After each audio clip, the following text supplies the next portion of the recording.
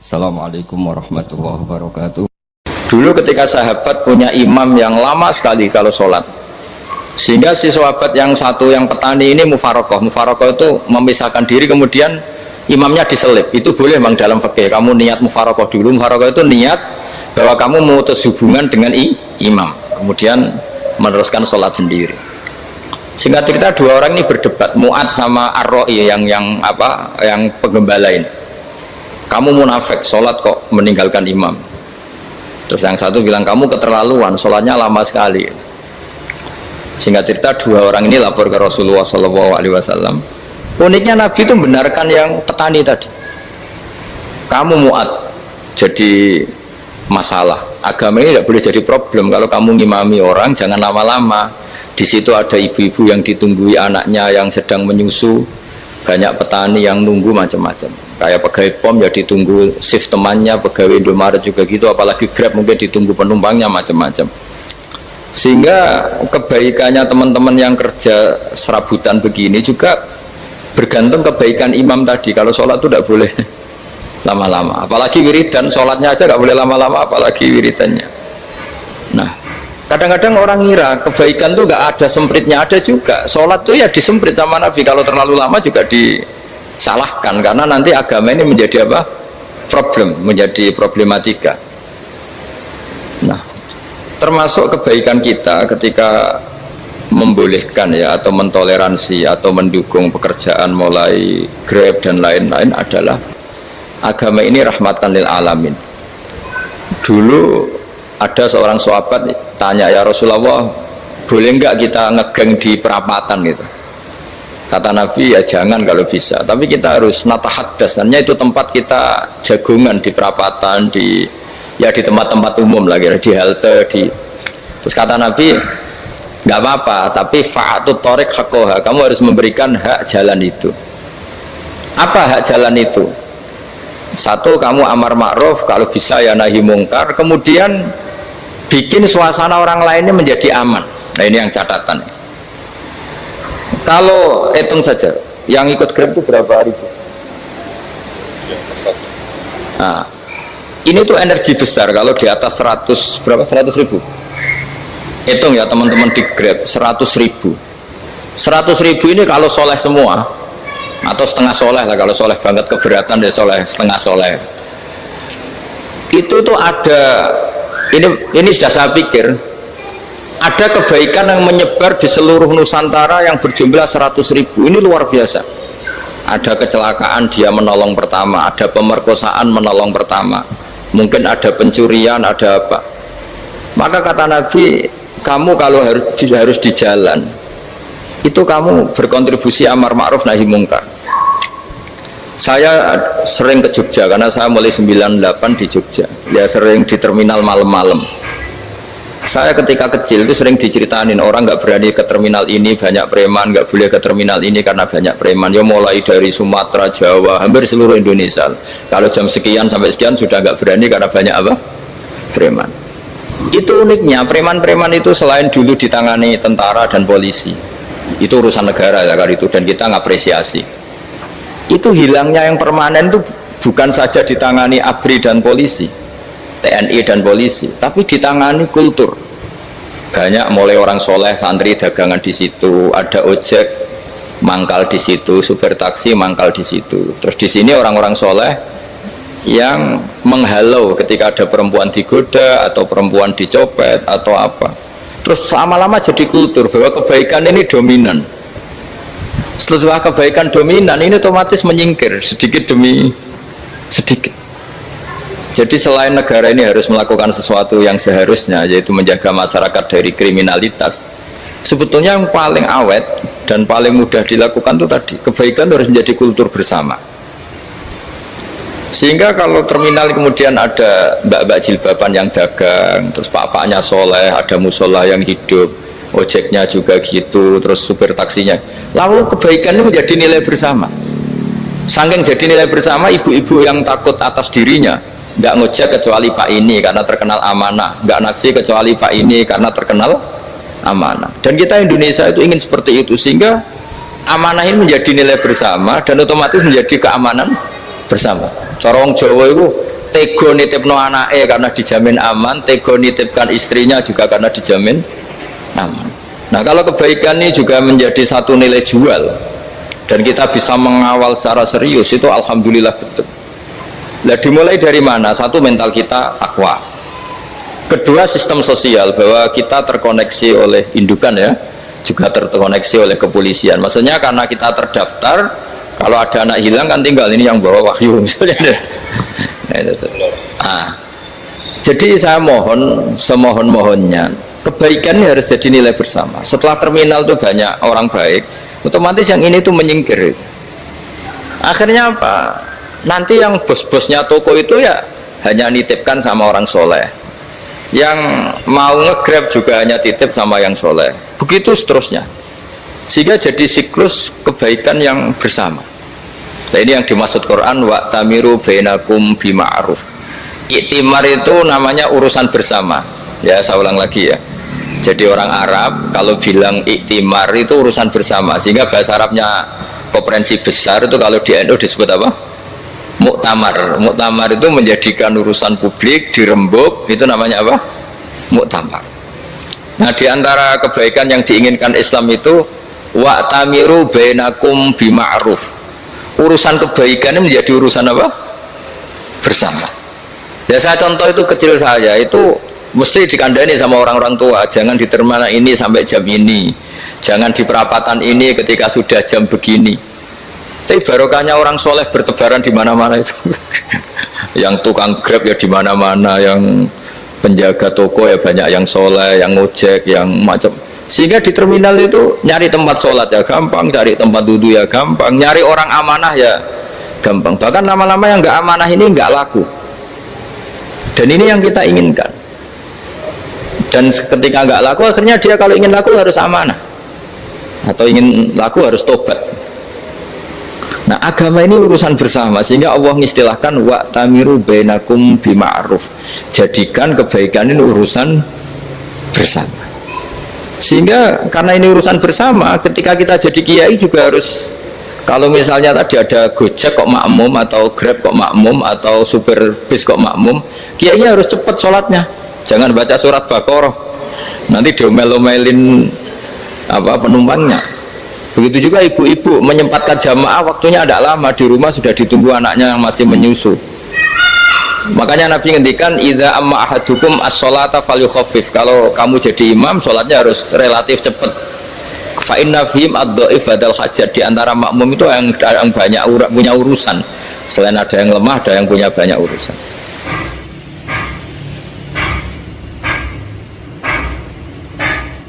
Nah, terus ketiga, masalah kekayaan hati. Kekayaan hati ini penting sekali, karena rata-rata teman di Grab itu kan miskin lah. Tapi jangan miskin sampai miskin hati itu.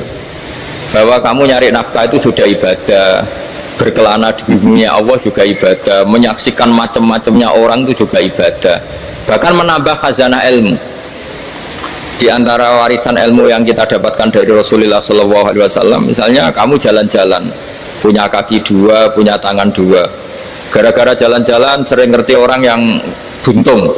Alhamdulillah meskipun saya hanya Grab masih punya kaki utuh, terus ketemu orang buta ya gitu, Alhamdulillah ladzi afani mimma btalaka bih. Alhamdulillah saya terselamatkan dari seperti itu. Sehingga melihat orang maksiat juga gitu, saya meskipun gini terselamatkan dari tempat maksiat, dari, sehingga hidup itu tidak nelongso gitu. Ada nilai lebih yang kita punyai. Jadi diantara kebaikan Islam adalah orang disuruh ingat sisi nikmat. Nah kalau nikmat itu sudah ada semua, kata Imam Ghazali, nikmat hidup. Kata Imam Ghazali, jika nggak ada kenikmatan yang Anda punyai, kamu datang ke kuburan. Disuruh datang ke kuburan. Dan kamu bilang begini, kenikmatan kembali ke dunia adalah kenikmatan yang diinginkan mulai yang mati zaman Nabi Adam sampai kiamat. Jadi kalau Fir'aun yang pernah jadi raja, Namrud, semuanya, bahkan orang-orang soleh sekalipun, kalau kamu tanya keinginan terbaiknya apa? Ingin kembali hidup untuk membenahi kesalahannya zaman hidup. Artinya apa? Kehidupan yang kita miliki sekarang adalah kenikmatan yang dirindukan mulai yang mati zaman Nabi Adam sampai kiamat. Maknanya apa? Kita punya kenikmatan yang luar biasa karena kenikmatan yang dirindukan oleh orang yang sudah mati mulai dulu sampai sekarang. Apapun masalah hidup Anda ini punya kenikmatan yang nggak tertandingi, yaitu namanya hidup. Barokahnya hidup itu kita bisa tobat. Setidaknya ingin tobat. Kalau nggak bisa tobat, ingin tobat. Makanya di Indonesia itu banyak nyuwun sewu, banyak maling yang anaknya itu soleh. Karena kalau ngandani anaknya tetap gini, wes le bapak tok sing lakoni kowe ojo. Bapak tok yang alami ini kamu jangan. Banyak di Indonesia orang nggak bisa baca Quran, anaknya hafid. Karena setiap bodoh itu tidak diwariskan. Wes le bapak tok sing bodoh kowe ojo bodoh. Mungkin teman-teman di Grab juga gitu, wes bapak tok cong sing nasib ngene kowe ojo. Jadi kebaikan begini itu akan terus-menerus diwariskan. Sehingga banyak orang tidak tamat SD anaknya dosen, nggak tamat SMP anaknya dekan. Karena setiap dari kita itu cita-cita kebaikannya menurun ke anak cucunya, keburukannya berhenti di dia. Cara wong Jawa itu bapak tok sing lakoni.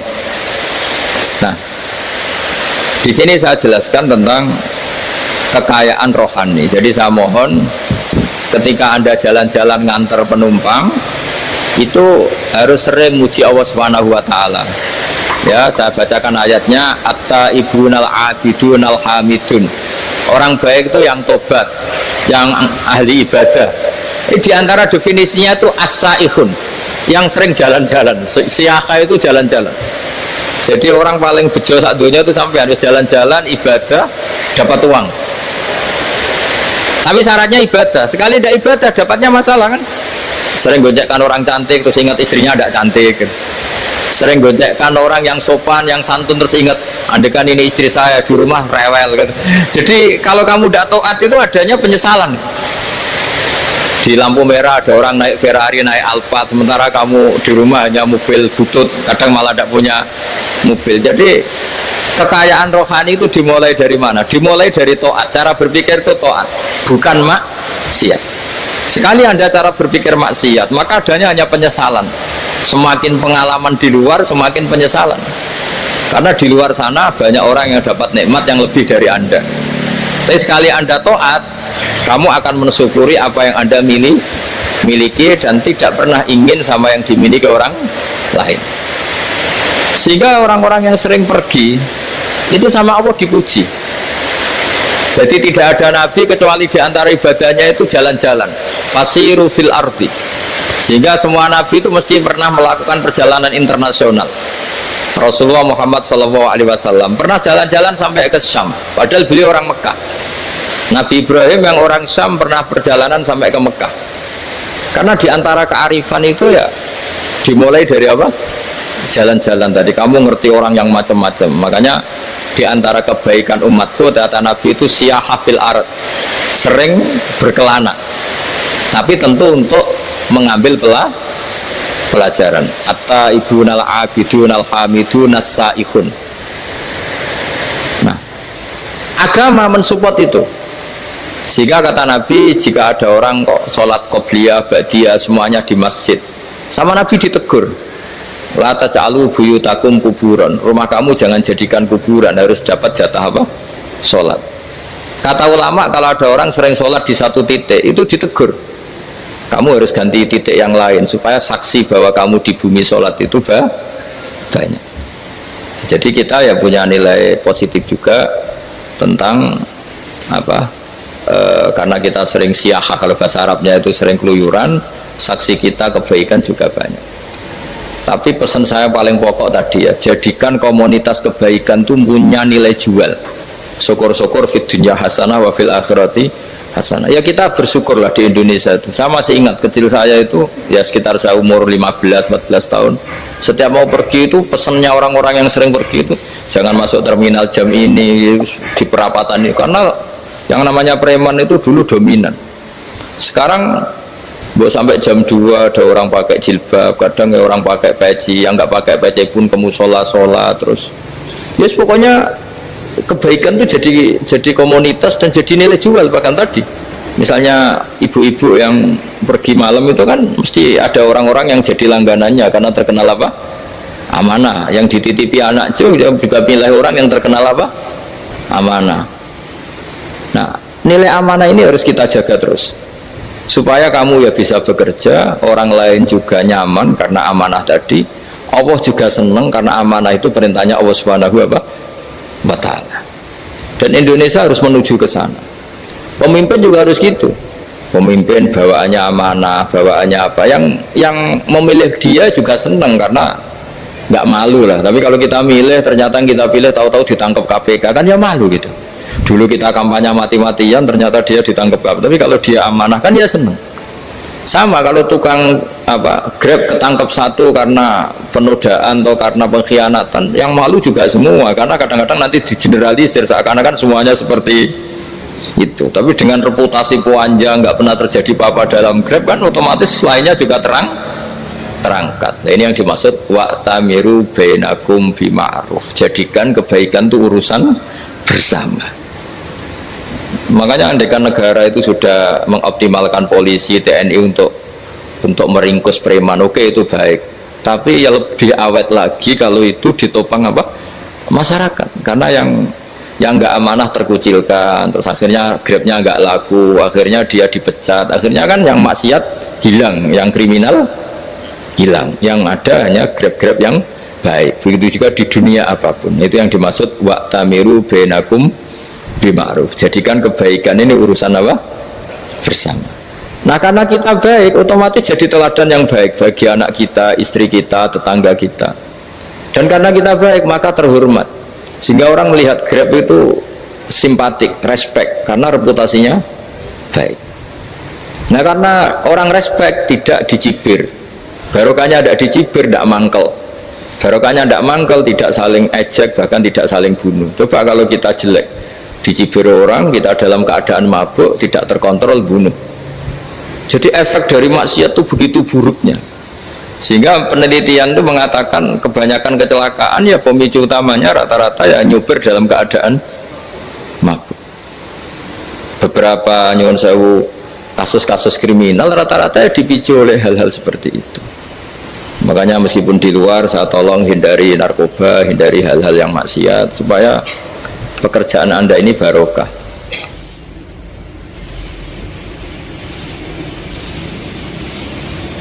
Kemudian yang terakhir saya beri ijazah tentang Al-Fatihah ya, karena ini surat yang populer. Kalau saya ijazahi Quran 30 juz pasti sampean nggak hafal. Nah, atau ijazah surat Baqarah, kalau mau Baqarah mau. Ijazahi surat Baqarah mau 2 juz setengah. Mau Mas Asep?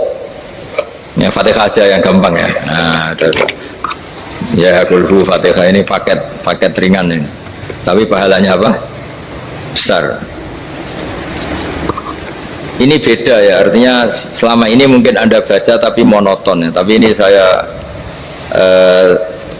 bacakan teks aslinya tentang istilahnya itu mazaya itu kelebihannya Fatihah. Saya baca Arabnya dulu, nanti ini terakhir ya, ijazah tadi kan saran-saran umum tentang sosial ya, pokoknya jadikan kebaikan itu punya nilai sosial yang baik lah. Jadi nanti orang yang nggak amanah nggak laku ya, calon bupati, gubernur, presiden yang nggak amanah juga nggak laku. Begitu juga kiai yang tidak amanah juga nggak laku, suami yang nggak amanah juga nggak laku, istri yang nggak amanah juga. Sehingga kebaikan ini jadi nilai sosial yang dalam tanda kutip sudah keniscayaan. Yang diinginkan Allah itu seperti itu, bukan kebaikan yang dipaksakan karena kekuatan negara. Maksudnya kalau bisa kebaikan itu tidak usah dipaksakan. Memang sudah satu kebutuhan. Tak cerita-cerita di negara maju itu, bahkan apapun jatuh itu nggak ada yang ngambil apa itu. Makanya gambarannya Mekah Medina kan gitu kan, barang jatuh nggak ada yang berani ngambil itu, saking sudah jadi sistem. Sehingga banyak negara di Eropa itu yang sampai nggak punya tentara, nggak punya polisi karena kebaikan sudah. Nah kita kan masih capek, polisinya aja capek, apalagi masyarakatnya, karena ya kebaikan itu belum jadi nilai apa? Bersama. Nah, kita selain ditopang negara, ada polisi, ada tentara, itu kita usahakan kebaikan itu jadi nilai apa? Bersama. Tadi wa'tamiru bainakum bima'ruf. Dan kita punya reputasi yang bagus dalam bab ini. Saya masih ingat kecil saya itu yang jilbaban hanya keluarga kiai. Sekarang rata-rata masyarakat itu jilbaban. Dulu yang sekolah SMP, SMA itu jilbaban kadang dulu malah dilarang ya, harus sama seperti itu seragamnya. Sekarang sudah boleh. Dan nyaman. Lama-lama yang dapat simpatik ya yang pakai pakaian model tertutup seperti itu. Lama-lama gampangane cara wong golek mantu ya golek yang seperti itu daripada yang blodor. Lama-lama jadi nilai bersama. Ya ingin saya seperti itulah. Di terminal juga sama. Orang mau makan cari warung yang kelihatan ada ayat kursinya, pakai jilbab, atau paling tidak dia nggak mungkin lah nyuguhkan yang tiren atau yang haram. Akan ada garansi sosial. Ada apa? Ada garansi apa? Sosial. Dengan penampilan yang soleh itu kan, masa iya nyuguhkan oplosan babi gitu misalnya itu. Jadi nilai sosial itu harus, ya tadi harus benar-benar jadi nilai. Sehingga negara biar gak capek-capek. Polisi juga gak capek kan, karena tugasnya corong Jawa mau ngawat-ngawati tok, tapi tidak perlu tegang karena kebaikan bisa jadi nilai apa? Bersama. Ya, ingat-ingat ya ayatnya tadi, wa'tamiru bainakum bima'ruf. Jadi kebaikan itu harus jadi nilai bersama. Iktimar itu menjadi urusan bersama. Makanya kalau kita rapat besar disebut apa? Muktamar. Muktamar itu urusan bersama. Ya tadi imamnya sholat juga menopang Gojek karena nggak lama-lama nopang Grab, nopang Kernet, nopang penjaga Indomaret, penjaga bensin, pom bensin. Nah, dia hanya punya waktu 5 menit terus imamnya baca Baqarah kan. Iya, imamnya mursyid, mungkin dia tambah lama tambah dapat aplaus dari muhibbinnya, tapi makmumnya dia tambah lama tambah dapat penghormatan dari pecintanya, tapi kitanya wah khusyuk wali kan, dia dapat status naik lah. Kita yang sudah tidak ikut jadi wali diganggu apa pekerjaannya. Kalau ada imam seperti itu sampai mufarokoh saja, niat ya Allah sampai sini saja saya makmum orang itu, silakan orang itu punya urusan sendiri dengan jenengan, ya sudah, atau salib saja apa ya, itu boleh. Kalau dalam fikih namanya apa? Mufarokoh. Mufarokoh itu niat, tapi kamu jangan langsung selonong mufarokoh, niat dulu pamit sama Allah bahwa sekarang mau mufarokoh. Ya, tapi ya jadi sholat yang aneh kan, imamnya masih rukuk, kamu terus sujud, terus apa-apa selesai ya. Mungkin dalam pandangan itu orang lain begini, maksudnya makmum gimana ini kok begini. Tapi sudahlah, Allah Maha tahu. Nah, insya Allah dimaklumi. Ya saya baca tentang Fatihah ya, karena sampean pasti sering baca Fatihah. Supaya apa? Sekaligus jadi jimat lah gitu. Jadi kalau kamu sering di jalan-jalan yang mungkin sepi, atau mungkin kan tidak semua teman Grab itu nasibnya bagus yang di Semarang Jogja, mungkin yang di Kalimantan di Papua kan ada yang 10 kilo gak ketemu rumah ya kan, ya lihat di TV itu kan kasihan kan, sudah 10 kilo gak ketemu rumah, penumpangnya kuwekar preman tuh kan, ini makan orang enggak kan, udah kan ujiannya dua. Kalau penumpangnya cantik itu ya kecoba syahwat, kalau preman takut. Jadi orang itu selalu ujian itu. Sing sedengan itu kan jarang orang itu. Jadi kalau penumpangnya perempuan cantik ujiannya itu syahwat, kalau preman ujiannya ketakutan. Kalau orang yang lemah bawa uang ujiannya kamu ingin garong. Jadi hidup itu memang semuanya ujian. Liyabluwakum ayyukum ahsanu amala. Makanya saya sering ditanya oleh teman-teman, Gus, nah ujiannya kenal wong wedok elek piye? Sama, kenal wong ayu ujiannya syahwat, kenal wong elek ujiannya ngenyek, itu sama-sama dosa. Syahwat ya dosa, ngenyek juga dosa. Wah elek keriting untune metu ya dosa, ngomong gitu. Kadang-kadang orang berpikir enak kancanan wong elek gak dosa. Kata siapa? Kancanan wong elek itu ya dosa, karena bawaannya ngenyek. Ngenyek itu menyepelekan itu. Makanya saya itu ya nggak mau berteman sampean. Nanti kan bawaannya ngenyek atau seneng ya tidak tahu. Ya sudah, ada takdir saja, kalau ketemu ya tak ulang ngaji gitu. Tapi ini ngaji terakhir, setelah ini ngaji biasa aja, tidak usah resmi gini. Ngaji kok resmi aneh. Pokoknya nanti suatu saat kalau pandemi sudah berlalu saya akan ngaji Rebona, ini ngaji. Ini ngaji yang kurang bagus karena ngatur kiai kurang berkah ini. Nanti tapi ya lumayan lah, masih mau ngaji. Ngaji kok tanggal ini jam ini. Sekarang suatu saat kamu tak panggil, Mas Wahyu datang ke sini jam ini, tidak mesti bisa. Mungkin pas ada acara apa, oh, maaf ke sini pas ngecek pas apa gitu. Jadi ya sudah, tapi tak maafkan, enggak apa-apa. Takdir ya. Tak bacakan supaya sampean tahu keramatnya bismillah. Nah, sebelum saya bacakan bismillah Fatihah, tak beritahu tentang ilmu tafsirnya karena ini penting sekali. Fatihah itu dawuhnya Allah, tentu itu dawuhnya Allah. Saya ulang lagi, itu kalam Allah. Tapi yang sudah diberikan kesampaian ke kita semua. Sehingga seakan-akan itu menjadi dawuhnya kita ke Allah. Jangan salah loh ya, Fatihah itu dawuh Allah tapi sudah diberikan ke kita.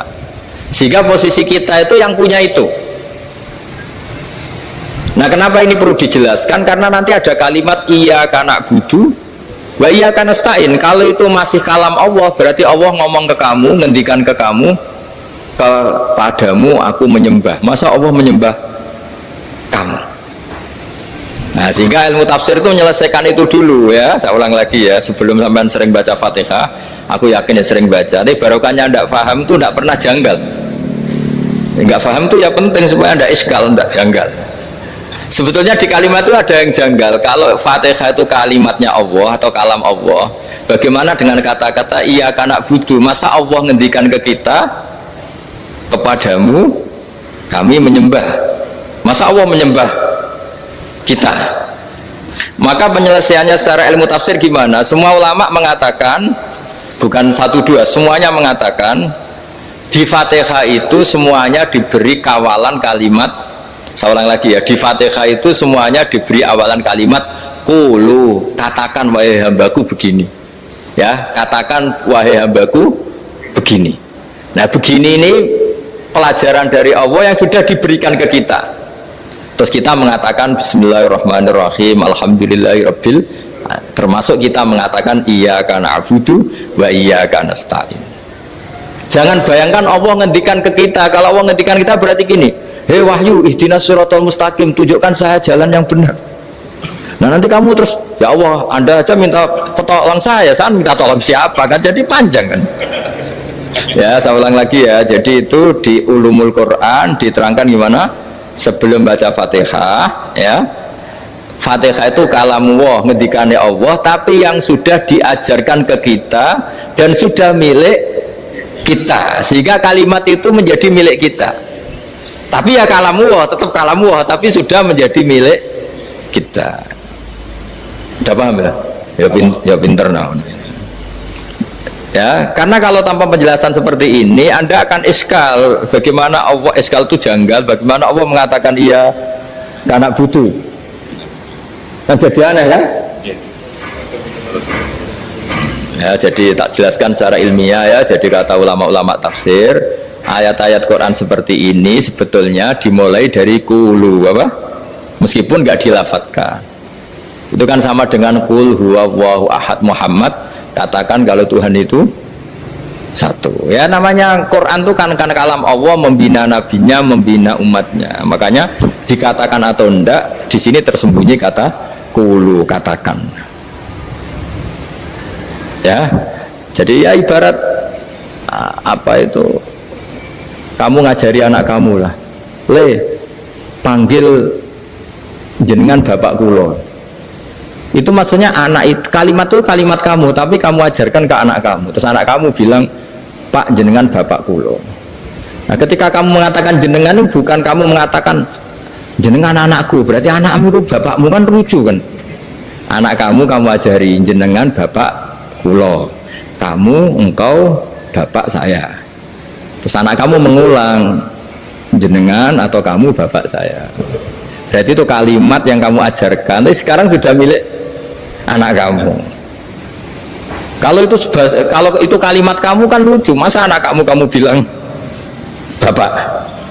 Nah, itu seperti itu. Jadi ulama memberi solusi atau jawaban iyyaka na'budu wa iya, itu sebelumnya ada kata-kata qulu, katakan wahai hambaku, hubungan kamu dengan saya adalah katakan iyyaka na'budu wa iyyaka nasta'in. Terus hubungan kamu dengan saya katakan juga dalam doamu ihdinas siratal mustaqim. Jelas ya. Jadi itu kalam Allah yang sudah milik kita karena diajarkan Allah untuk kita. Dong ya. Ya sudah dong, ya gak jelas ya. Tapi bagus, gak jelas itu bagus. Kalau kamu jelas gak jadi digrab, jadi gubernur. Min azimi fadliha kasratu asma'iha wa fadail ukhra. Ini cerita dramatisnya surat Al-Fatihah. Qala Abu Hurairah radhiyallahu anhu inna iblisa ranna khina unsikat Al-Fatihah. Jadi iblis itu begitu kesakitan. Ini kitab Abwaabul Farad karangannya Syekh Muhammad Alawi, juga kutipan dari beberapa kitab. Yang jelas beliau sendiri juga ngutip dari beberapa riwayat di beberapa hadis. Halaman 123. Ketika Fatihah turun itu iblis kesakitan, kayak orang sakit gigi lah, tersiksa sisanya karena turunnya surat apa? Al-Fatihah. Artinya kalau Anda baca Fatihah dijiwai, maka Anda melemahkan setan, melemahkan iblis. Wa qala Mujahid khina unzilat Fatihatul kitab ronna fastama indahu asyayatin. Jadi ketika Fatihah itu turun, iblis itu terkapar lah kira-kira, sampai dijenguk banyak setan. Itu di kamarnya di ICU lah kira-kira gitu kalau sekarang itu, entah COVID entah enggak tahu, pokoknya di ICU sampai dijenguk banyak setan. Enggak tahu bawa apa enggak tahu, pokoknya dijenguk banyak setan. Yang nyangoni karena ini apa? Ketuanya apa? Pingsan, sakit. Jadi iblis itu sakit sampai dijenguk anak buahnya setan-setan. Ya, semoga kalian semua tidak kenal setan. Kalau kenal berarti teman, apa? Wa qalu misla dzalik wa qala lahum laisa mimma taquluna syai'un walakin unzilat suratun laisa ajru qailiha illa an harramahu alaihi nar jahannam. Saya ini bukan sakit fisik, kata iblis. Kamu tidak usah jenguk saya, datangkan dokter terbaik, tidak usah. Saya ini tidak sakit fisik. Saya ini sakit karena ada surat yang diturunkan, yang pahala yang melafatkan surat itu pasti selamat dari neraka. Padahal misi terbesar saya ini supaya manusia masuk neraka. Sekarang punya tamengnya. Gue pusing kan? Ya seperti orang lah, goda sampean ternyata sampean setia, itu kan pusing. Nah ternyata tidak setia, itu yang akhirnya ribet kan itu.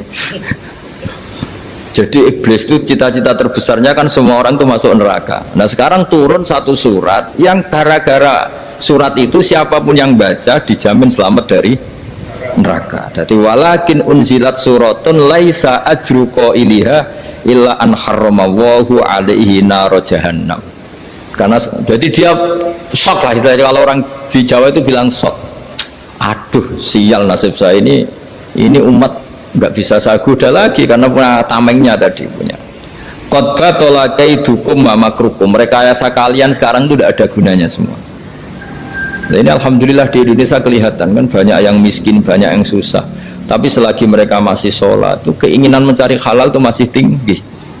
Kayak apa kita di tengah kota, jauh dari anak istri, jauh dari tetangga. Biasanya kalau orang jauh dari anak istri, tetangga kan sakar PDW. Tapi yang soleh masih banyak, sudah jauh dari keluarga tetap lurus. Loh, kalau yang dekat lurus kan wajar, konangan wong akeh kan. Ini sudah jauh masih lurus. Nah ini nggak lepas dari barokahnya surat apa? Surat Fatihah tadi. Jadi karena ada surat yang menjamin pelafalnya atau qailiha terbebas dari api neraka. Wa qalat as-sayatinu lahu is ayyusa'in ta'muruna ya maulana. Faqala lahum idhabu wajtahidu hatta tukhfilu qulubahum hatta la yaqulu hadhihi surah. Lalu kita gimana, jari para setan begitu. Lalu kita gimana? Terus kata iblis, sudah bikin mereka lupa sehingga tidak baca lagi. Selagi masih baca kita pasti keok. Jadi kalau sampean sudah jarang baca Fatihah itu berarti sudah bagian dari kemenangan apa? Iblis. Jadi kalau sampean sudah jarang baca Fatihah itu berarti bagian dari kekalahan Anda, kemenangan iblis. Masih sering baca? Alhamdulillah. Berapa kali? Pertama kali sholat. Dan sama lagi? Ya, kalau ngajar ini itu juga saya juga. Kok 5 kali tok itu? Berarti pas sholat fardu tok itu? Enggak 5 kali itu, mendingan itu 17. Kamu itu ngitungnya jangan 5 ini. 5 waktu saja. 5 waktu itu berarti lumayan lah. Berapa? 17 ya? Ya. 17 ya? Ya. 17. Tapi kalau makmum tuh sering separuh kan, apalagi makmum tarawih.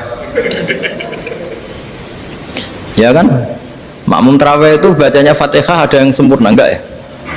Ya enggak lah. Baru alhamdulillah rabbil alamin ruko ikut ruko ini gitu. Makmum kan yang tarawih lah Mas. Kalau tarawih jarang sempurna ya. Fatihahnya itu. Kan imam sudah ruko. Kamu bacanya Fatihah sampai mana tuh? Baru setengah ya. Ya paling pas tarawih aja kan enggak sempurna ya. Apalagi kalau imamnya sing kilat, waduh malah.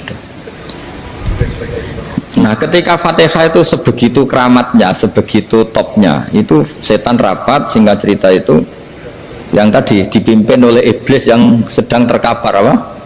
Terus tali obatnya nggak ada, cuma dia shock karena ada surat yang turun yang melafatkan itu pasti selamat dari apa? Neraka. Nah ini gimana saran Anda? Terus sarannya adalah bikin orang-orang itu lupa, tidak baca Fatihah.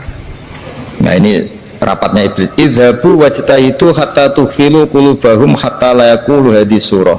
Kala yuksiru qira'ataha wa la yakunu lahum ajrun wa thawabun bal yakunu lahum adzabun wa iqabun.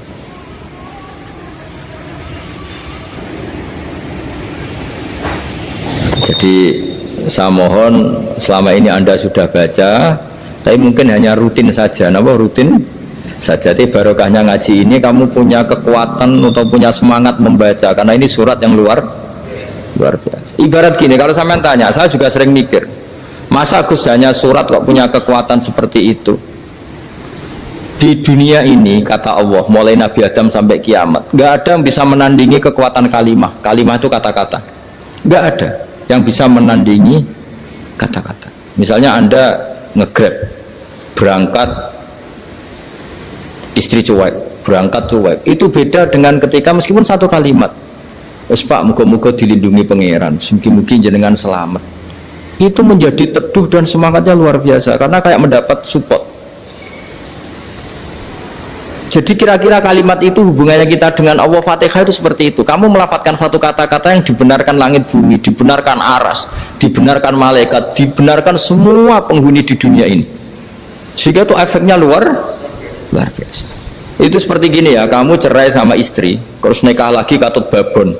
10 tahun anak kamu dididik, ibunya benci kamu. Dan memang Anda layak dibenci. Dididik. Dan sampai nggak pernah manggil kamu Pak. Suatu saat kamu tentu rindu kan ingin dipanggil bapak oleh anak kamu. Suatu saat anak ini manggil kamu Pak E. Itu senengnya bukan main, hanya sebuah kata-kata. Makanya kadang-kadang orang itu tanya sama kiai, ijazah lafadz ini gunanya apa sih? Itu ijazah itu untaian kata-kata, yang kata-kata ini dibenarkan langit dan bumi dan aras dan para malaikat, sehingga efeknya itu luar. Nah ibarat seperti itulah, kamu melafadzkan Fatihah itu melafadzkan kata-kata yang dibenarkan Allah dan Rasul dan semua malaikat, semua penghuni langit, maka ini efeknya pasti luar. Nah di sini lah orang-orang dulu tuh tahu keramatnya itu, sehingga ketika melawan Belanda, melawan Jepang dulu itu kalimat-kalimat itu menjadi mantra yang luar biasa. Doa yang luar biasa. Tapi di era modern karena orang sudah tidak ngerti itu, dianggap itu mantra, jimat, khurafat, bid'ah, waduh ribet meneh malah. Sebetulnya tidak seperti itu. Memang kata-kata ini kekuatannya luar biasa. Sama kesakitan hati kamu juga karena itu. Wis ngojek wangilan. Lha Pak di bojo kok kowe gagah tok kere. Wah, iku seling terus mesti. Padahal kalimat itu kan tidak melukai secara fisik, tapi apa kerjanya sesuk rasa-rasa. Karena terus dengan pengadilan seperti itu kan, ngapain kerja demi perempuan yang seperti ini? Lagi-lagi kata-kata ini luar. Nah bayangkan kalau kata-kata itu adalah kalimat yang diajarkan Allah lewat Rasulnya, lewat malaikat Jibril. Kayak apa kekuatannya itu? Nah, kira-kira Fatihah itu gitu. Kalimat yang baik, kalimat thayyibah diajarkan oleh Allah dan Rasul. Kayak apa kira-kira kekuatannya? Pasti luar biasa. Wong support yang dikatakan istri kita, anak kita aja luar biasa, apalagi ini support yang diajarkan Allah dan Rasul.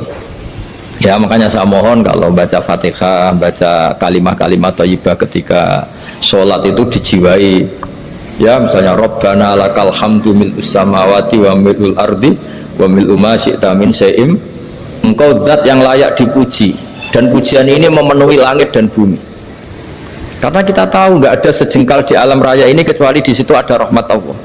Misalnya kamu bisa lewat sampai rumah saya, kamu mungkin anggap biasa saja. Coba kalau ngalami likuifaksi, tahu-tahu bumi ini ambles, bisa ngelewati yang likuifaksi itu luar. Tanyakan orang pernah ngalami likuifaksi di Sulawesi, itu melihat bumi bisa diinjak nggak ambles itu, wah luar Sampean nggak ngalami itu sehingga lewat bumi ya biasa aja. Coba kalau ngalami seperti tidur, ya biasa aja. Coba kalau ada gempa, bahwa bumi tenang ini sudah nikmat yang luar biasa. Masa kamu ngakui nikmat nunggu digituin? Ya kan?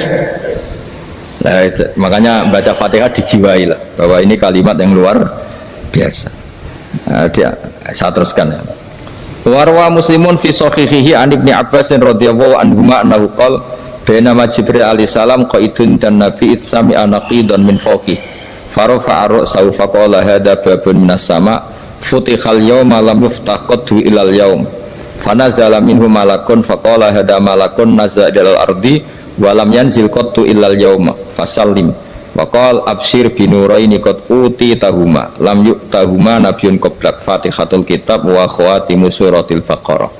Jadi suatu saat Jibril ini jagongan kira-kira gitu sama Rasulullah. Tahu-tahu langit itu gemuruh. Langit gemuruh kata Jibril, terus semuanya ngangkat kepala ke langit. Ini pintu langit baru ini dibuka, yang sebelumnya tidak pernah dibuka seperti ini.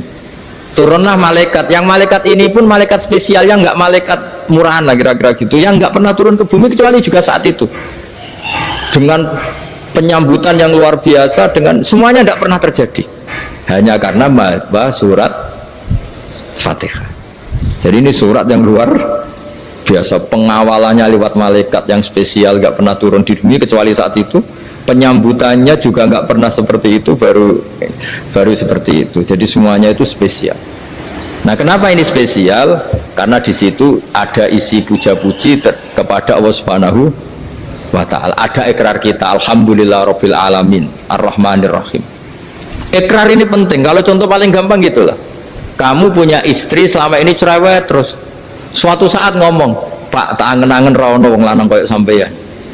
Lha iku langsung tidak ada lelaki sebaik engkau. Itu sama senengnya, masya Allah, karena ada ikrar dari seorang istri ke kamu. Nah, bayangkan kalau ikrar kita sebagai hamba diakui oleh Allah Subhanahu, maka ikrar ini akan dicatat sebagai kebaikan kita yang kita panen nanti di akhirat, karena ada ikrar. Kita ikrar bahwa alhamdulillah rabbil alamin, kita ikrar ar-rahmanir rahim, kita ikrar maliki yaumiddin, kita ikrar iyyaka na'budu wa iyyaka nasta'in. Sampean misalnya jadi orang Indonesia, ketemu orang Indonesia yang makmur di Jerman, terus lupa Indonesia. Kamu orang Indonesia? Enggak, saya enggak orang Indonesia. Mangkel gak kira-kira? Mangkel. Karena salah ikrar kan gitu. Ya, jadi saya mohon jangan anggap kalimat itu hal yang biasa, tapi luar biasa. Nggih, ngoten mawon. Assalamualaikum warahmatullahi wabarakatuh.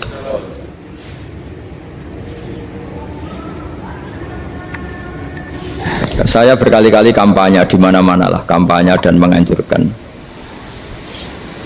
Di antara catatan dalam Suhufi Ibrahim wa Musa kan ada kan di Quran itu yang dinamakan lampiran-lampiran wasiatnya Nabi Ibrahim dan Nabi apa? Musa. Itu di antara catatannya begini. Orang yang punya akal itu adalah orang yang bisa menikmati sesuatu yang baik. Misalnya gini, contoh gampang gini. Kamu punya anak pertama atau punya anak yang masih kecil, itu gendong tuh senangnya bukan main, melihat anak sehat tuh senangnya bukan main. Mungkin saat itu banyak orang yang sedang maksiat dengan perempuan nakal atau dengan teman-teman nakalnya, yang nganggap seperti itu tidak nikmat. Tapi andaikan ini ditimbang ya ditimbang, yang maksiat betulan misalnya paling ukuran bahagianya itu 70%. Tapi yang ini, yang nimang anak baru lahir atau masih kecil, corong Jawa ngeloni anak, bisa saja bahagianya itu sampai 100%. Artinya selama ini kesalahan kita adalah nganggap maksiat itu pasti menyenangkan dan taat itu tidak menyenangkan. Makanya saya berkali-kali fatwa, untuk melawan kenikmatan maksiat, orang harus terbiasa menikmati taat, menikmati kebaikan. Jangan kira kita nimang istri nikmat, nimang anak nikmat, ketemu teman yang lama tidak ketemu juga nikmat. Artinya kita akan melewati berjam-jam untuk jagungan sama teman, sama anak, sama istri. Dan itu harus kamu nikmati supaya mengganti tidak berkebutuhan nikmat yang lewat jalur maksiat. Jadi saya mohon sarana-sarana yang menyenangkan itu, yang taat itu kita maksimalkan. Makanya bapak saya tuh sering pesen, kowe nak ngaji sing guyon, sing seneng. Nanti wong maksiat tuh karena cari kesenangan. Coba kalau kesenangan itu sudah didapatkan saat taat, maka tidak butuh lagi kesenangan yang berbentuk maksiat. Makanya orang-orang wali dulu kalau sudah sholat itu gak bisa berhenti karena merasa nikmat. Makanya Nabi pernah ngendikan wa qurratu aini fi sholat, nyaman saya itu kalau sedang sholat. Itu tadi. Bayangkan kalau besok itu pasti mati. Makanya latihannya harus gitu. Bayangkan besok itu pasti mati. Berarti itu hari terakhir kamu. Ya, hari dengan merasa hari terakhir itu kalau kamu maksiat kan malu. Waduh, mati pas. Makanya sholli sholata muwaddiin. Kamu sholat seakan-akan itu sholat terakhir. Dan bayangkan akhirat itu wa'mal li akhiratika ka'annaka tamutu, dan bayangkan akhirat itu besok kamu mati. Sehingga ketemu istri ya seneng karena ini pertemuan terakhir, ketemu anak ya seneng ini pertemuan terakhir, sholat juga tenanan karena ini sholat terakhir. Sehingga kalau mau maksiat tuh takut, jangan-jangan ini kehidupan saya terakhir kok tak pakai seperti ini. Nah, jadi diantara resepnya itu apa tadi? Nganggep ya ibadah itu menyenangkan. Nah, gitu. Pinter.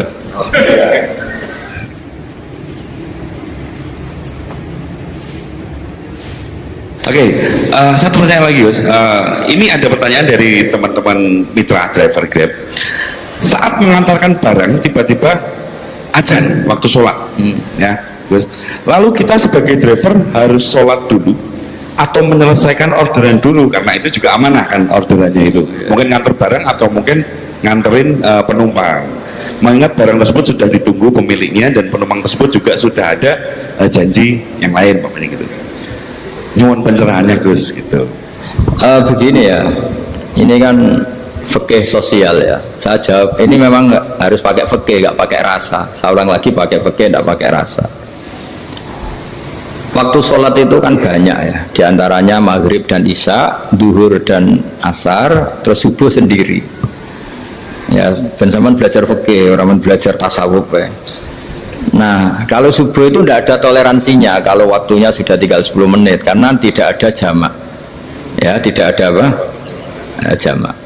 Sehingga misalnya kalau kamu ngojek waktu tinggal 10 menit ya harus sholat. Tapi kalau sekedar dengar azan ya, ini penanyanya kayaknya itu teman kamu, jadi fikihnya kayak kamu, nggak jelas. Azan itu kan bukan akhir waktu sholat.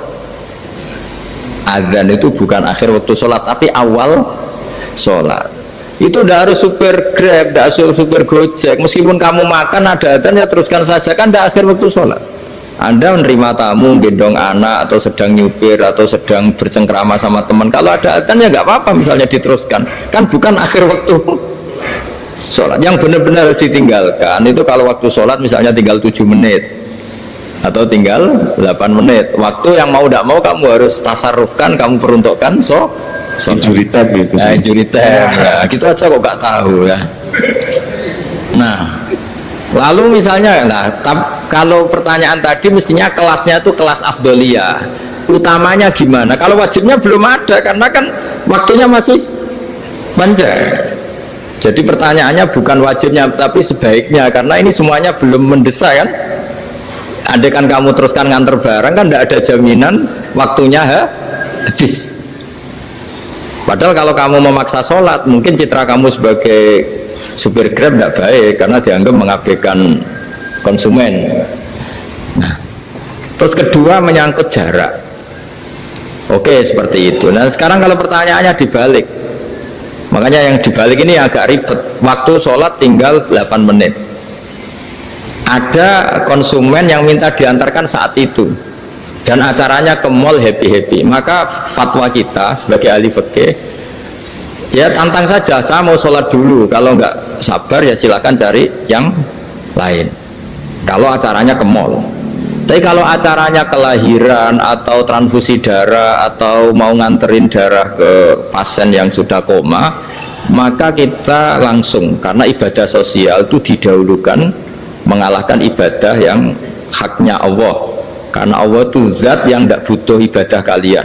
Tapi kalau pasien ini kalau nggak nang kesampaian darahnya mati misalnya, jadi kamarnya Allah lebih apian lah gitu. Makanya masyhur kalau dalam fikih hak Allah sama hak Adam ini dimenangkan hak adami, tapi bukan karena Allah kita kalahkan. Allah tidak butuh itu semua. Jadi dikalahkan tapi bukan karena kalah, justru karena tidak butuh. Ya ibarat gini lah, Allah itu saking baiknya Allah kan pasti di atas orang tua kita. Itu pasti, saya ulang lagi, baiknya Allah pasti di atas orang tua kita. Orang tua kita saja baik, apalagi Allah.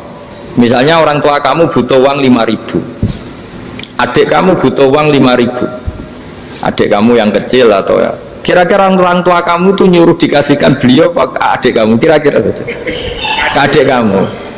Nah Allah itu saking baiknya, hal yang terkait Allah, misalnya tadi sholat tepat waktu sama ibadah sosial, itu disuruh ibadah sosial. Karena ini kalau nggak kesampaian transfusi darahnya atau apalah, atau kamu dokter yang harus mengurus operasi, waktunya tinggal 5 menit, kamu harus ngoperasi pasien dulu, karena Allah bisa menerima sholat kamu. Nah, tak terangkan lagi, ini fikih terus. Lalu sholat yang apa? Kalau sholat itu antara maghrib dan isya, dan nanti yang terlambat itu maghrib, kita ngikuti ulama yang mengatakan jika ada darurat, maka maghrib dan isya boleh dijamak meskipun tidak atas nama pergi. Kan jarak kamu kan tidak jarak masafatu qasrin. Artinya apa? Misalnya saya dokter, harus operasi, waktu saya tinggal 8 menit mau maghrib, ternyata harus ada operasi. Kalau saya nggak nangani, mati. Saya harus operasi, dan nanti waktu saya maghrib habis itu tidak harus dikatakan qadha atau yang mengeluarkan maghrib dari waktunya. Bisa saja menurut ulama dianggap boleh dijamak takhir dengan isya, karena kondisinya masih waktu jam'in. Begitu juga duhur dengan asar. Tapi kalau waktunya itu asar, tinggal 8 menit, kemudian harus ada operasi, ya kita operasi, waktu asar kita mundur sampai maghrib, namanya qadha yang dimaafkan Allah. Ya namanya tetap qadha, karena asar nggak bisa dijamak dengan maghrib. Jadi ini fikih ya, jadi jawabnya harus jelimet. Jadi saya ulang lagi ya, tadi kan pertanyaannya dengar adzan. Kalau adzan kan waktunya masih panjang, apalagi misalnya maghrib kan waktunya kan taruh saja ada waktu 1/4 jam. Ternyata andekan kamu antar hanya butuh waktu 7 menit, kan nggak ngefek sama saya nyadar. Nah, nyandar.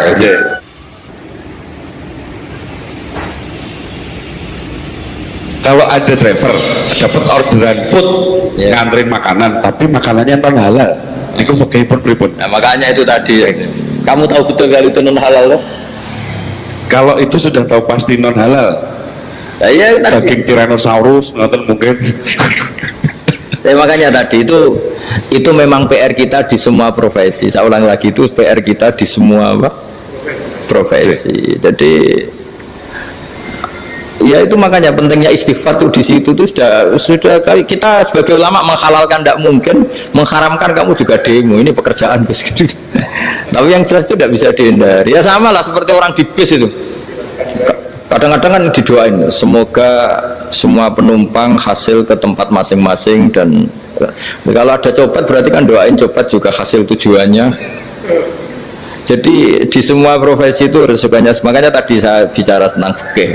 Kaidah umumnya menolong maksiat ya bagian dari maksiat, menolong taat itu bagian dari taat. Mau tidak mau harus ada hukumnya. Setidaknya barokahnya tahu hukum. Kalau kita salah belum istighfar gitu, sudah salah nggak merasa salah gitu. Jadi barokahnya tahu hukum itu paling tidak kan kita ya istighfar lah.